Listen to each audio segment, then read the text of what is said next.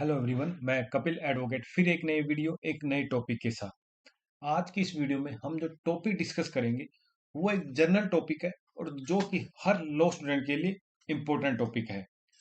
आज की इस वीडियो में मैं जो आपके साथ टॉपिक शेयर कर रहा हूँ वो ये है कि जब भी कोई लॉ स्टूडेंट अपनी लॉ कंप्लीट करता है वो किस तरह अपनी स्टेट बार काउंसिल में एज एडवोकेट एनरोलमेंट करवाएगा, कि उसे क्या क्या स्टेप फॉलो करने होंगे फॉर्म डाउनलोड करने के लिए, क्या-क्या उसे डॉक्यूमेंट अटैच करने होंगे उस फॉर्म के साथ, और साथ में जो फीस है वो कैसे सबमिट करवानी होगी। तो आज की इस वीडियो में हमारा यही टॉपिक है कि किस तरह लॉ स्टूडेंट अपनी बार काउंसिल में कैसे एनरोलमेंट करवाएं। वीडियो स्टार्ट करने से पहले आपसे एक हमेशा की तरह रिक्वेस्ट कि अगर आपने अभी तक मेरे चैनल को सब्सक्राइब नहीं कर लिया है तो सब्सक्राइब कर लीजिए, बेल बटन आइकॉन को ऑन कर लीजिए, ताकि फ्यूचर में जब भी मैं कोई नई वीडियो अपलोड करूं तो सबसे पहले आपके पास पहुंचे। तो आप जब भी लॉ कंप्लीट करते हैं उसके बाद जिस स्टेट बार काउंसिल में आप एनरोलमेंट करवाना चाहते हैं उसकी साइट आप गूगल पर ओपन कीजिए। जैसे फॉर एग्जांपल मुझे Punjab and Haryana bar council में एनरोलमेंट करवाना है, तो मैं गूगल साइट ओपन करूंगा जैसे आप अपनी स्क्रीन पर शो हो रही है। इसके बाद मैं Punjab and Haryana bar council की साइट ओपन करूंगा। यहाँ पर मैंने Punjab and Haryana bar council का एक एग्जाम्पल लिया है। आपने जिस स्टेट बार काउंसिल में एनरोलमेंट करवानी है आप उसी स्टेट बार काउंसिल की साइट ओपन करेंगे। इसके बाद जैसे यहाँ पर मैंने डाउनलोड ऑप्शन क्लिक किया है उसी तरह आप भी डाउनलोड ऑप्शन क्लिक कीजिए। उसके बाद जो एनरोलमेंट फॉर्म है उस पर आप क्लिक कीजिए। क्लिक करने के बाद में इसको आपने डाउनलोड करना है। डाउनलोड करने के बाद आपने इसे फिल करना है और जो जो डॉक्यूमेंट इस पे शो किए गए हैं वो आपको अटैच करने होंगे। फॉर एग्जांपल जैसे मैंने ये फॉर्म डाउनलोड किया तो आपको इस तरह ये डॉक्यूमेंट दिखाई देगा। अब हम देखते हैं कि इस फॉर्म के साथ क्या क्या अटैच करना है और कैसे इसको फिल करना है। जैसे मैंने आपको पहले बताया कि मैं Punjab and Haryana bar council का एग्जाम्पल ले रहा हूं। यहाँ पर जो फर्स्ट पेज है उसमें ये डिफाइन किया गया है कि आपने इस फॉर्म के साथ क्या-क्या अटैच करने हैं, कौन-कौन से डॉक्यूमेंट अटैच करने हैं। सबसे पहले आप अपना name, mobile number, date of birth and email fill करेंगे। बाद में जो डॉक्यूमेंट अटैच करना है सबसे पहले आपने जो फॉर्म बी है एनरोलमेंट के लिए वो फिल करना है, जो कि 1 से लेके 10 नंबर पेज तक है। इसके बाद जो आपने डॉक्यूमेंट अटैच करने हैं उसकी डिटेल लिस्ट यहाँ पर आपको शो हो रही होगी। सबसे पहले एलएलबी का ओरिजिनल जो प्रोविजनल सर्टिफिकेट है वो आपने अटैच करना है, उसके साथ उसकी two self attested copy. Second बात करता है ओरिजिनल अटेंडेंस सर्टिफिकेट, जो कि मिनिमम 70% अटेंडेंस होनी चाहिए, साथ में उसकी टू सेल्फ अटेस्टेड कॉपी। इसके बाद आपको एलएलबी की, चाहे वो 3 ईयर है या 5 ईयर है, उन सब की सेमेस्टर वाइज सभी सेल्फ अटेस्टेड कॉपी होनी चाहिए उनकी। उसके बाद मैट्रिक का सेल्फ अटेस्टेड को फोटोकॉपी, +2 की सेल्फ अटेस्टेड फोटोकॉपी, फिर ग्रेजुएशन की कोई भी डीएमसी है उन सभी डीएमसी की सेल्फ अटेस्टेड फोटोकॉपी। नेक्स्ट जो है affidavit of law degree and stamp duty, जो इसका स्पेसिमेन अटैच है उस स्पेसिमेन की तरह हम वो एफिडेविट बनवाएंगे। उसके बाद में एफिडेविट जो है वो ऑल इंडिया बार काउंसिल का जो एग्जाम है उसके लिए स्पेसिमेन यह है, वो देख लेंगे। फिर आपने रेजिडेंस प्रूफ के लिए आधार कार्ड, वोटर कार्ड या ड्राइविंग लाइसेंस कोई भी है वो आपने अटैच करना है। फिर इसके बाद में अगर किसी रिजर्व कैटेगरी से आप बिलोंग करते हैं तो उसकी self attested photocopy. Service certificate, अगर कोई सर्विस में हो आप, जो आपने सर्विस की थी, सॉरी हो नहीं तो आपने कोई सर्विस आपने की थी। फिर document relating column number 12, 13 A and B and 14 अगर कोई भी है। फिर अगर कोई गैप एफिडेविट है कि आपकी लॉ कंप्लीट होने के बाद में और उसके बाद में जैसे फॉर एग्जांपल 1 ईयर 2 ईयर का गैप है एनरोलमेंट करवाने के लिए, उस गैप एफिडेविट का आपको देना होगा। फिर एडिशन में कोई भी एफिडेविट है ये, और एनी अदर डॉक्यूमेंट। तो ये लिस्ट है जो जो आपने डॉक्यूमेंट अटैच करने हैं। फिर लास्ट में आपने सिग्नेचर करने हैं। लास्ट में जो है वो ऑफिस पर्पज के लिए। सेकंड जो पेज है वो शो करता है जो फॉर्म बी है, जो आप एनरोलमेंट के लिए जो फिल करेंगे। और ये जो पर्सन, जो एप्लीकेंट है, वो अपनी हैंड राइटिंग में कैपिटल लेटर में इसको फिल करेगा। इसमें जैसे भी नेम ऑफ एप्लीकेंट है, नेम ऑफ जो आपका लॉ डिग्री में है, वो ही आपको नेम यहाँ मेंशन करना होगा। इसके बाद में जो जो डिटेल दी हुई है, वो date of birth, father name, address, कहाँ से आपने एलएलबी की है, जो भी डिटेल है, 5 ईयर है या जो भी है, वो आपको डिटेल देनी होगी 1 बाय 1। नेक्स्ट एड्रेस आ जाएगा पेज नंबर 2 में। जैसे इसमें कॉलेज से रिलेटेड है, आपने एलएलबी कहाँ से की है, एडमिशन कब हुआ था, आपकी एलएलबी कब कंप्लीट हुई, पेज नंबर 2 पर है, वो सारी डिटेल दी हुई है, वो आपको डिटेल फिल करनी होगी। जैसे duration of LLB 3 year 5 year, फिर प्रोविजनल सर्टिफिकेट कब आपको इशू हुआ है, date of and month, LLB final year exam कब हुआ है तो उसका डेट और मंथ। इसी तरह ये आपको डिटेल सारी फिल करनी होगी। फिर जैसे 10 नंबर है, उसमें ये मेंशन करना होगा कि भी आप कहाँ पर, कौन से डिस्ट्रिक्ट में या कौन सी जगह आप प्रैक्टिस करना चाहते हैं, वो आपको मेंशन करना होगा। तो ये आप एक एक करके सारी जो डिटेल है वो आपको देनी होगी।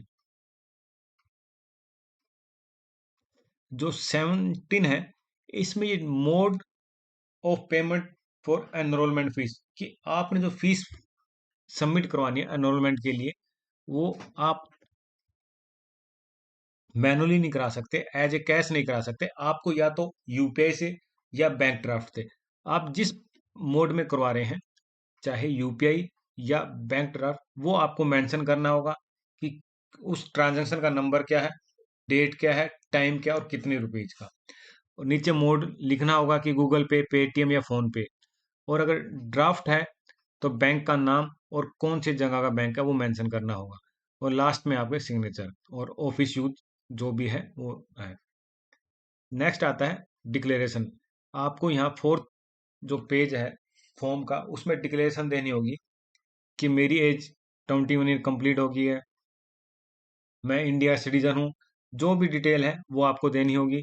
जैसे आपने लॉ डिग्री कहाँ से की है, कौन से कॉलेज से की है, 5 ईयर या 3 ईयर है, वो सब आपको डिटेल देनी होगी। और लास्ट में सिग्नेचर। अंडरटेकिंग है कि भी मैं इस प्रोफेशन के में आने के बाद में जो भी एथिक्स है, जो भी एज ए एडवोकेट जो भी एथिक्स होने चाहिए एडवोकेट के, वो मैं सबको फॉलो करूंगा। कोई भी ऐसा रूल को ब्रीच नहीं करूंगा जिससे कि इस प्रोफेशन को एक गलत नजरिया पेश होए सोसाइटी में। तो सारी डिटेल आपको अंडरटेकिंग देनी होगी। इसके बाद में जो नेसेसरी एनक्लोजर है, इंस्ट्रक्शन है, वो इसमें दे रखे हैं कि आपने इनकम्प्लीट आपका फॉर्म होगा तो एक्सेप्टेड नहीं होगा। आपने फिर इसमें क्या क्या अटैच करनी है, जैसे ऊपर आपने डिटेल दी थी उसी तरह यहाँ पर आपको ओरिजिनल डिग्री ऑफ लॉ या आपको जो ओरिजिनल सर्टिफिकेट है वो अटैच करना होगा दोनों में से। और इसी तरह ओरिजिनल अटेंडेंस सर्टिफिकेट जो हमने डिटेल डिस्कस करी थी, वही उनकी डिटेल यहाँ पर दी हुई है पेज नंबर 5 पर।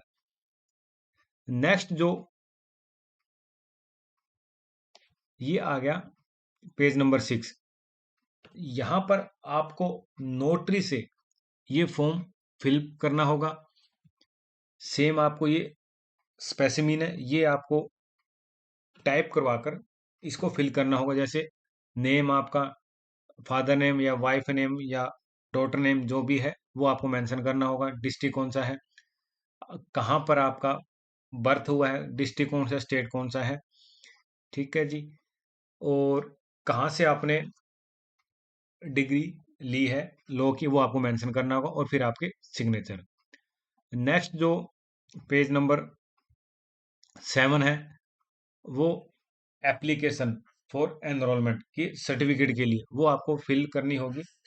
जिस नेम से आपने अप्लाई किया है वही सारी डिटेल देनी होगी। नेम, सन, डॉटर, वाइफ नेम आ जाएगा। यहाँ पर ये जो दो फॉर्म है, सॉरी ये दो फॉर्म है, आपको एडवोकेट से फिल करवाने होंगे। जिस एडवोकेट की 10 ईयर या 10 ईयर से ज़्यादा प्रैक्टिस होगी है और वो आपको पर्सनली जानते हैं, उनकी तरफ से वो आपको रेफर करेंगे कि मैं इनको सर्टिफाई करता हूँ कि मैं इनको जानता हूँ और इनका एनरोलमेंट किया जाए। 2 एडवोकेट्स का आपको ये फॉर्म फिल कराना होगा। इसके बाद में पेज नंबर 8, ये डिटेल में फीस दी हुई है कि आपने फीस किस चीज़ के लिए कितनी देनी है। आपको फॉर्म के लिए 500 रुपीज़ पे करने होंगे। इसके बाद में जो फीस है वो अलग अलग क्राइटेरिया दे रखा है। जनरल ओबीसी के लिए कितनी है, एससी एसटी बीपीएल के लिए कितनी है, हैंडीकैप के लिए कितनी है, ब्लाइंड के लिए कितनी है। और अगर आपने अर्जेंट में ले लिया, तत्काल स्कीम में लेना है, तो आपको इन फीस के अलावा 4000 एक्स्ट्रा पे करनी होगी। अगर जनरल रूटीन में आपने लेना है तो उसके लिए आपको कोई एक्स्ट्रा चार्जेस नहीं देने होंगे। तो ये सारी आपको फीस डिटेल में दी हुई है। ये फीस आपको या तो बाय ड्राफ्ट या यूपीआई के थ्रू पेमेंट करनी होगी। ये आपको सब चीजें पे करने के बाद में आपको फॉर्म सबमिट कराना है बाय हैंड।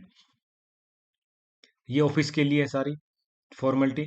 इसके बाद में ये आपको फिर एक एफिड देना है कि जो भी मैं एडवोकेट्स के जो भी रूल है, रेगुलेशन है, उनको फॉलो करूंगा। यहाँ पर आपने सर्टिफिकेट के लिए एक फिर फॉर्म अप्लाई करना है। उस पर अपनी फोटो अफिक्स करनी है और ये अपने हैंड से फॉर्म फिल करना है। नेक्स्ट जो है आइडेंटिटी कार्ड के लिए ये 2 कॉपी स्टैम्प साइज की फोटो आपको इस पे attested by the member of council या मजिस्ट्रेट ऑफ फर्स्ट क्लास से, और इसकी 100 रुपीज फीस एक्स्ट्रा होगी। और ये आपको अपने हैंड से फिल करना है। ब्लॉक लेटर में आपने इसमें डिटेल देनी है। जिस नेम फिल करेंगे, जो आप मेंशन करेंगे, उसी नेम पर आपका जो आइडेंटिटी कार्ड है वो इश्यू होगा। ये अब आ गया स्पेसिमेन कि आपने अटेंडेंस सर्टिफिकेट कैसे बनवाना है, उसका स्पेसिमेन दिया हुआ है। ये इस तरह ही आपने स्पेसिमेन के अकॉर्डिंग ही अटेंडेंस सर्टिफिकेट बनवाना है। हर ईयर की आपको अटेंडेंस देनी होगी। नेक्स्ट जो स्पेसिमेन है वो आएगा कि आपने जो अटेंडेंस सर्टिफिकेट के अलावा आपने किस ईयर में पास आउट की है, क्या रोल नंबर है, वो आपको डिटेल देनी होगी। स्पेसिमेन है, फॉर्मेट है, उसके अकॉर्डिंग ही देनी होगी। नेक्स्ट जो है स्पेसिमेन है, ये आपको अंडरटेक देनी है by the way of affidavit. ये भी एक फॉर्मेट है और ये आपको 10 रुपए का स्टाम्प पे करवाना होगा जो नोटरी से अटेस्टेड होगी। ये उस लिए है कि आपको विद इन 2 ईयर के अंदर ऑल इंडिया बार एग्जामिनेशन आपको क्रैक करना होगा, अदरवाइज आप प्रैक्टिस नहीं कर सकते। तो ये डिटेल में थी, ये हमारा आज का था। और ये साथ में स्कैनर कोड दिया हुआ है कि कौन सी फीस को आपको किस स्कैनर कोड पे सेंड करनी है। अगर आपने यूपीआई के थ्रू या ऑनलाइन भेजनी है तो इन कोड को स्कैन करना होगा और उसके हिसाब से आपको फीस डिपॉजिट करवानी होगी। ये सब कंप्लीट करने के बाद में आपको फॉर्म सबमिट करवाना है। अगर आपका तत्काल में है तो आपको सेम डे ही एनरोलमेंट हो जाएगी और आपको सर्टिफिकेट इश्यू हो जाएगा। अगर आप जर्नल रूटीन में करवा रहे हैं तो आपको कॉल की जाएगी कि किस डेट की आपकी अपॉइंटमेंट है, कि किस दिन आपको सर्टिफिकेट मिलेगा as a enrolment of advocate. जब आपका एनरोलमेंट हो जाता है स्टेट बार काउंसिल में, उसके बाद में आप अपनी लोकल जो भी डिस्ट्रिक्ट बार एसोसिएशन है वहां पर अपनी जो सर्टिफिकेट है वो लेकर जाएंगे। वहां पर जो भी फॉर्मेलिटीज है, जो भी फॉर्म है, वो आपको सबमिट करवाने होंगे। जो भी फीस है आप सबमिट करवाओगे, उसके बाद आपका एनरोलमेंट लोकल बार एसोसिएशन में हो जाएगा। मेरी आपसे एक यही रिक्वेस्ट है कि जब भी आप एनरोलमेंट करवाएं, जितना जल्दी हो सके एनरोलमेंट करवाएं, ताकि आपका जो एक्सपीरियंस है उसमें कोई डिले ना हो। तो आज का हमारा यही टॉपिक था कि किस तरह आपको अपनी स्टेट बार काउंसिल में कैसे एनरोलमेंट करवानी है एज ए एडवोकेट। जल्द मिलते हैं एक नए टॉपिक के साथ। Thank you.